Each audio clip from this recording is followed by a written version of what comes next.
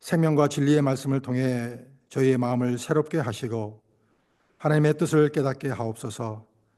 말씀을 전하는 종에게 성령의 능력을 더하여 주셔서 오직 주님의 진리만이 선포되게 하시고 듣는 저희 모두가 그 말씀을 받아 순종하는 삶을 살게 하옵소서. 저희의 영적인 귀를 열어주시고 마음의 눈을 밝혀주셔서 말씀 속에 예수 그리스도를 만나게 하시고 그 말씀에 따라 변화된 삶을 살아가도록 은혜 베풀어 주옵소서. Holy God, we come before your word at this time. Renew our hearts through the word of life and truth, and help us to understand your will. Empower your servant with the Holy Spirit so that only your truth is proclaimed. And may all of us who hear it live lives of obedience to your word. Open our spiritual ears and enlighten the eyes of our hearts so that we may encounter Jesus Christ through the word and be led to live transformed lives according to the word. In Jesus' name we pray. 예수님의 이름으로 기도드립니다. 아멘. 오늘은 대강절 두 번째 주일입니다. 이 시기는 주님의 첫 오심을 기억하며 다시 오실 주님을 기다리는 시간입니다. 오늘 본문인 마가복음 1장 1절로 8절은 복음의 시작과 그것을 준비하는 세례 요한의 사역을 다룹니다. 그런데 혹시 여러분 살리 에르 증후군이라는 단어를 들어보셨습니까? 아마 음악 전공하신 분들은 알으실 거예요. 그렇죠? 예, 우리 반지자님 끄덕끄덕 하시는데 those who majored in music, they probably heard this word, Salier syndrome. 이는 탁월한 1인자를 보며 2인자가 느끼는 열등감과 무력감을 뜻합니다. 이 단어의 유래는 푸시킨의 희곡에서 비롯되었습니다.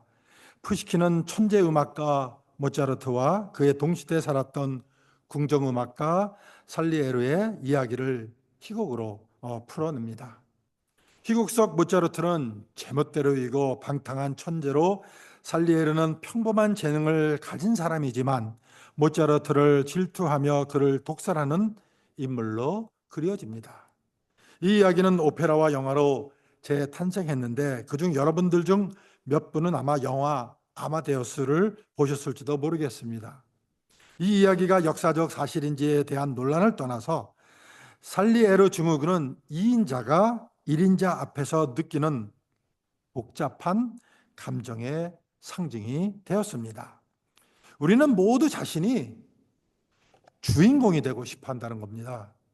내 인생의 주인공은 너다라는 말이 왜 많은 사람들에게 위로와 희망을 줄까요? 그것은 우리 모두가 자신을 주연으로 여기고 싶은 욕망을 가지고 있기 때문입니다. 그렇지 않은 사람도 있을까요? 아마 자신이 주연이 될 능력이 없다고 느껴 포기했을지언정 마음속 어딘가에서는 자신이 더 큰 역할을 맡고 싶어 한다는 것으로 싶어 한다고 말씀을 드릴 수가 있습니다. 그런데 오늘 본문에서 우리는 전혀 다른 모습을 보게 됩니다. 마가복음 1장 1절로 8절은 복음의 시작을 선포하며 그 시작을 준비한 세례 요한을 소개하고 있습니다. 세례 요한은 자신의 위치를 철저히 알고 주연이 아닌 조연의 자리에서 예수님을 예비하는 사명을 감당했습니다. 그는 자신을 주인공으로 삼지 않았고 오직 예수님만을 높이는데 그의 삶을 헌신했던 것입니다. 그의 삶의 태도는 오늘날 우리가 어떻게 예수님을 높이고 복음을 전할 수 있을지에 대한 귀한 교훈을 줍니다.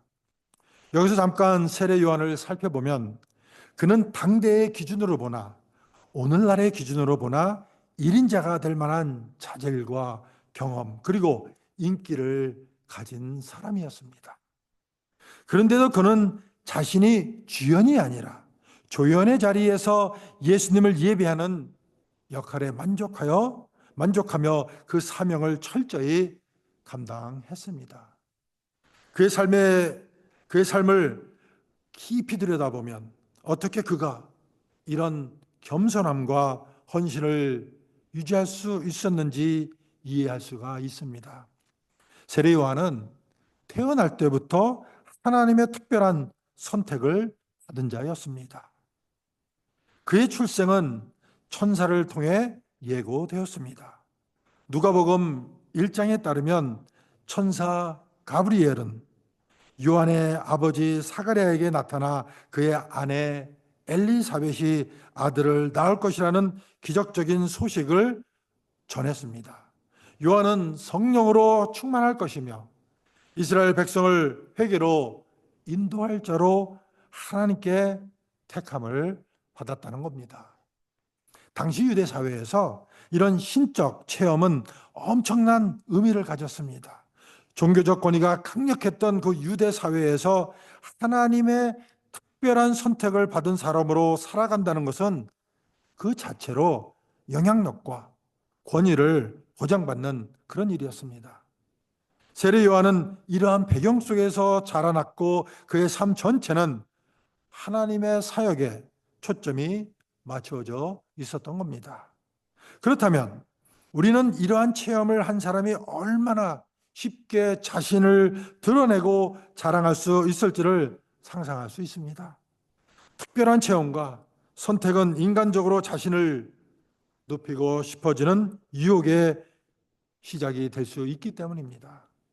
그러나 세례 요한은 이 모든 것이 자신의 능력이 아니라 하나님의 은혜임을 철저히 알았고 자신의 사명을 끝까지 붙들었던 것입니다. 세례 요한은 그의 메시지를 통해 수많은 사람들의 마음을 움직였습니다. 그는 광야에서 회개하라는 단순하지만 강력한 메시지를 선포했으며 유대 지방과 예루살렘의 사람들이 그에게 나와 죄를 고백하며 세례를 받았습니다. 우리는 여기서 중요한 질문을 던져야 합니다. 어떻게 한 사람이 회개하라고 외쳤을 뿐인데 온 나라 사람들이 그의 메시지에 반응을 했을까요? 이는 단순히 그의 설득력이나 언변 때문이 아니었습니다. 세례 요한의 메시지에는 하나님의 권위와 성령의 능력이 담겨 있었기에 사람들은 그의 말에 반응하지 않을 수가 없던 것입니다. 이러한 영향력은 현대에 인기 있는 인물들과 비교할 수 있을 것입니다. 예를 들어 요즘 유행하는 BTS나 K-팝이 그 아이돌들이 전 세계 팬들에게 끼치는 영향력을 한번 생각해 보시기 바랍니다. 그들이 말하거나 행동하면 수많은 사람들이 즉각적으로 반응합니다. 그런데 세례 요한의 권위는 단순히 유명세에 그치지 않았습니다. 그는 사람들의 영적인 변화를 촉구했고 그의 메시지에 대한 반응은 일시적인 감정적 움직임이 아니라 삶을 근본적으로 변화시키는 회개의 행동으로 이어졌던 것입니다. 세례 요한은 특별한 체험과 강력한 권위를 가졌을 뿐만 아니라 당대에 엄청난 인기를 누렸습니다. 사람들은 그를 단순한 선지자가 아니라 메시아로 오해할 정도로 존경을 했던 겁니다. 오늘 본문에서도 온 유대와 예루살렘 사람들이 그에게 나아갔다는 기록은 그의 영향력이 얼마나 강력했는지를 잘 보여주고 있습니다. 우리가 세례 요한의 자리에 있었다면 어떠했을까요? 아마도 예수님의 영광을 조금 나눠받고 싶은 그런 욕심이 생기지 않았을까요? 자신의 노력을 인정받고 싶고 사람들에게서 칭송받고 싶은 것이 우리 인간의 본능입니다. 실제로 우리의 삶에서도 이런 마음이 종종 드러납니다. 우리는 모든 것이 하나님의 은혜임을 고백하면서도 마음 한편으로는 내가 열심히 노력했기 때문이지, 내가 잘한 점도 있지 라고 생각하곤 합니다. 이러한 마음은 우리로 하여금 하나님의 영광을 가로채고 자신을 높이려는 교만으로 이어지게 됩니다. 그러나 성경을 보시면 세례 요한은 자신에게 주어진 그 역할에 철저히 만족했습니다. 그는 자신이 메시아가 아님을 분명히 밝혔으며 예수님을 높이는 데 그의 모든 사명을 집중했습니다. 요한복음 3장에서 우리는 요한의 제자들이 예수님을 따르기 시작한 이야기를 읽을 수가 있습니다. 요한의 제자였던 안드레와 요한이 세례 요한을 떠나 예수님을 따라갔을 때 세례 요한은 그 사실에 불평하거나 질투하지 않았습니다. 오히려 그러니까 즉 예수님은 흥하여야 하겠고 나는 쇠하여야 하리라고 고백하며 자신의 역할이 예수님의 길을 준비하는 것임을 분명히 밝혔던 것입니다. 세례 요한의 이러한 태도는 우리에게 큰 도전이 됩니다. 우리는 종종 다른 사람들의 성공을 보며 질투하거나 열등감을 느낄 때가 많습니다. 그러나 세례 요한은 자신이 하나님의 도구임을 분명히 깨닫고 자신의 사명을 충실히 감당하는 데 초점을 맞추었던 겁니다. 이런 배경 가운데 마가복음은 하나님의 아들 예수 그리스도의 복음의 시작이라는 그런 강렬한 선언으로 시작이 되는 겁니다. 이 구절은 복음이 단순히 종교적 이야기나 역사적 사건이 아니라 하나님의 아들이신 예수님께서 이 땅에 오셔서 인간의 구원을 이루시는 사건임을 강조해 주고 있는 것입니다. 따라서 이 복음이 전해져야 했고 세례 요한은 예수님의 길을 준비하는 자로 부름을 받은 것입니다. 광야에서 회개의 세례를 선포하며 사람들을 하나님께로 돌이키는 사역을 감당했던 겁니다. 많은 사람들이 그의 외침에 반응하여 죄를 고백하고 세례를 받았습니다. 그러나 세례 요한은 자신의 역할이 예수님을 예비하는 것임을 분명히 알았습니다. 그는 사람들이 자신을 메시아로 오해하지 않도록 나는 그리스도가 아니오라고 분명히 말했습니다. 또한 나는 그의 신발끈을 풀기도 감당하지 못하겠노라 라고 고백하며 예수님 앞에서 자신이 얼마나 작은 존재인지를 깨달았고 그것들을 사람들에게 말을 했던 겁니다. 이렇게 세례 요한이 예수님을 예비하는 조연의 자리에서 자신의 역할에 만족하며 주연이신 예수님을 높이는데 철저히 집중을 했습니다. 그는 자신이 받은 능력과 사명을 분명히 이해했기 때문에 예수님의 영광을 탐내지 않았습니다. 이 겸손하고 충성된 태도는 그의 삶의 두 가지 중요한 인식에서 비롯되었습니다. 첫째, 세례 요한은 자신의 능력과 권위가 어디에서 비롯되었는지를 분명히 알았습니다. 그는 사람들에게서 오는 그런 명성과 인기가 아니라 하나님의 그 부르심과 은혜로 인해 자신이 선지자로 세워졌음을 깊이 깨닫고 있었던 것입니다.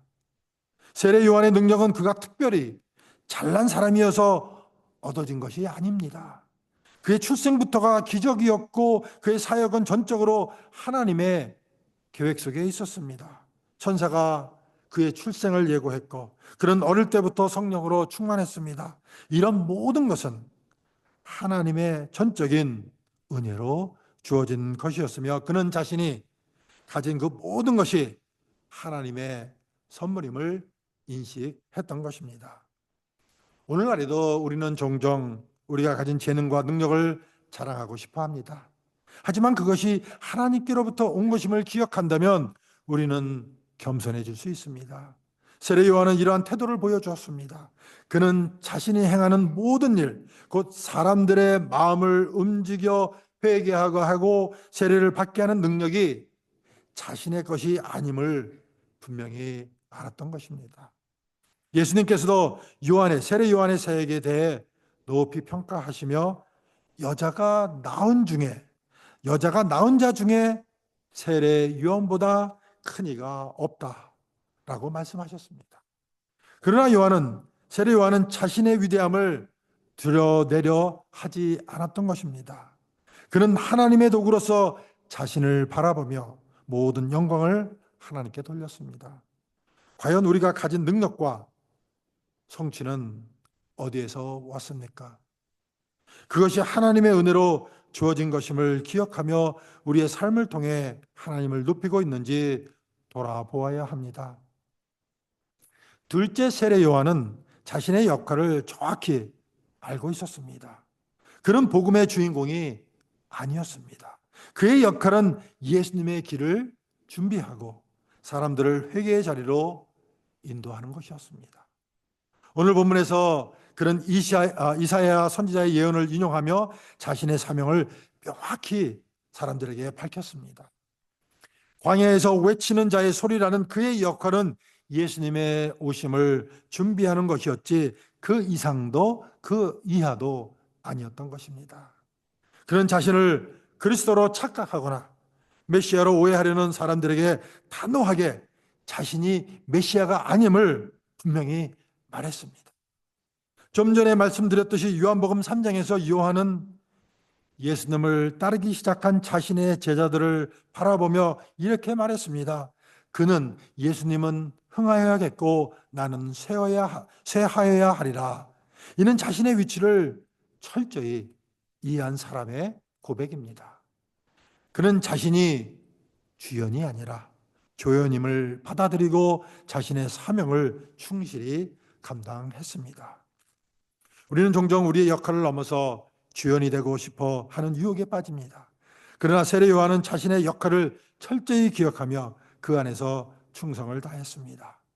그는 자신의 위치를 명확히 알고 있었기에 예수님의 영광을 전혀 탐내지 않았던 것입니다. 저와 여러분들에게 묻겠습니다. 우리에게 주어진 역할은 무엇입니까? 저와 여러분에게 주어진 역할이 무엇입니까? What is our role in Christ? 오늘 대강절 두 번째이기도 하지만 글로벌 감리교회 한인연회에서 평신도 주일로 정한 달입니다. 하나님께서 맡기신 평신도들의 역할을 기념하며 격려하고 사명을 잘 감당하시라는 취지로 정한 그 평신도 주일입니다.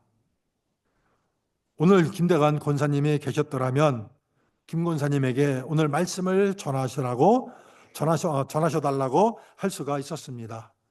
왜냐하면 평신도 주일은 보통 그 평신도들이 말씀을 전하거든요. On the Laity Sunday, usually the lay speaker brings the message. 연회에서 평신도 설교자들이 말씀을 전할 수 있도록 설교 원문도 제공을 하였습니다. 그런데 여러분 잘 아시다시피 핀란드에 계신 이유로 제가 보통 하던 대로 말씀을 전하고 있습니다. I thought I was going to get a break, but that didn't. 여러분, 우리 김 권사님 계셨으면 제가 오늘 하루 쉬어도 되는데, 그렇죠?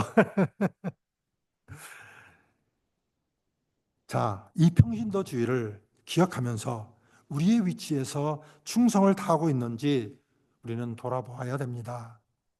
이렇게 세례 요한은 자신의 능력이 어디에서 왔는지를 분명히 알고 자신의 역할을 철저히 기억했기 때문에 예수님의 영광을 탐내지 않았는데, 다시 말씀드리면 세례 요한이 겸손했기 때문입니다.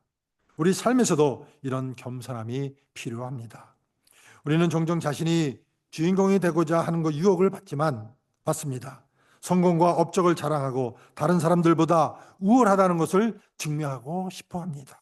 그러나 진정한 평화는 우리가 자신을 낮추고 예수님을 높일 때 옵니다. 또한 진정한 겸손은 우리가 자신을 낮추고 예수님을 높일 때 오는 것이 겸손입니다. 세례 요한은 자신의 사명을 명확히 알고 있었습니다. 그의 사명은 예수님의 오실 길을 예비하는 것이었으며 그는 그의 일에 충실했습니다. 그는 자신의 권위와 영향력이 하나님께로부터 왔음을 깨달았기 때문에 자신의 위치를 지킬 수가 있었던 것입니다. 우리도 이와 같은 태도로 살아야 합니다. 우리의 삶은 예수님을 드러내는 도구가 되어야 하며 우리의 사명은 복음을 전하는 것입니다. 우리는 때로 교회와 자신의 삶을 자랑하며 예수님보다 더 크게 보이려는 유혹에 빠질 수가 있습니다. 그러나 우리의 모든 것은 하나님의 은혜로 주어진 것입니다. 한 예로 한 교회가 지역사회에서 예수님의 사랑을 나누기 위해 모든 자원을 헌신한 이야기를 나누고 싶습니다. 이 교회는 그냥 간단하게 말씀드리면 simply 이 교회는 자신의 규모와 명성을 자랑하기보다 하나님의 사랑을 전하기 위해 이웃들을 섬기며 복음을 실천했습니다. 우리 교회와 우리의 삶은 예수님의 영광을 드러내는 곳입니까? 아니면 우리의 성공과 업적을 자랑하는 그러한 곳입니까? 오늘날 많은 교회가 예수님보다는 자신의 크기와 영향력을 자랑하는 모습으로 비춰질 때가 있습니다. 우리는 우리의 모든 것이 하나님의 은혜로 주어진 것임을 기억해야 합니다. 우리의 생명, 우리의 구원, 우리의 삶 모두가 하나님의 선물입니다. 그러므로 우리는 우리의 삶을 통해 예수님을 높이고 그분의 평화를, 그분의 복음을 세상에 전해야 합니다. 오늘 본문인 마가복음 1장 1절로 8절은 우리에게 복음의 시작과 평화의 주님, 사랑의 주님을 기다리는 그런 삶을 가르쳐 줍니다. 세례 요한은 자신의 역할을 충실히 감당하며 예수님을 예비했습니다. 우리도 그의 겸손과 헌신을 본받아 우리의 삶을 통해 예수님의 영광을 드러내어야 합니다. 이번 대강절 기간 동안 오늘 우리의 삶에서 교회에서 예수님은 과연 주인공이십니까? 아니면 우리가 주인공이 되고자 하고 있습니까? 모든 것이 하나님의 은혜임을 고백하며 우리의 위치와 사명을 충실히 감당하는 저와 여러분이 되시기를 예수님의 이름으로 축원을 드립니다. 기도하시겠습니다.